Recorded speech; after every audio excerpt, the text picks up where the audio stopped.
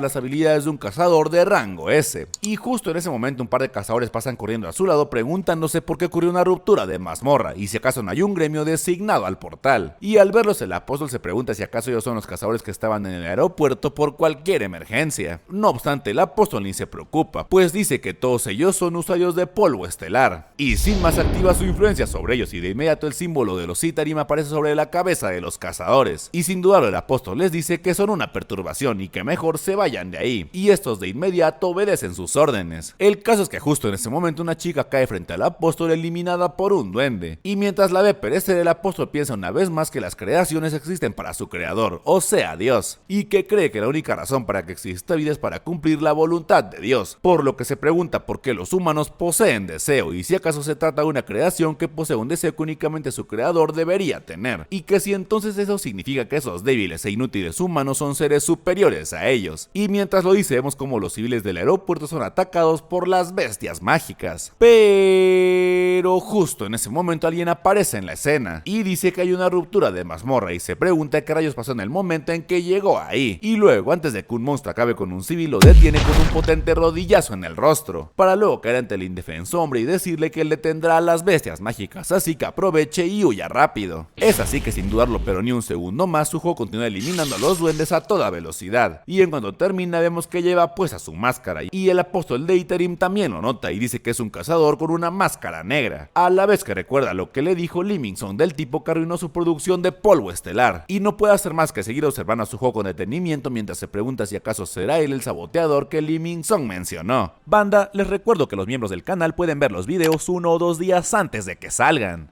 así que no olviden volverse miembros para disfrutar de los videos un poco antes. Y así, con Son Soo-ho a punto de encontrarse frente a frente con el apóstol de Italy, que llegamos al final de este resumen de Solo Leveling Ragnarok. Nos vemos la próxima semana con la siguiente parte. Y suscríbanse para no perderse la siguiente parte de este video. Recuerden que tenemos uno nuevo cada semana. Ya saben que si este video les gustó, siempre pueden dejar un like, comentar o compartir para que lleguemos a más personas que disfruten del anime como nosotros.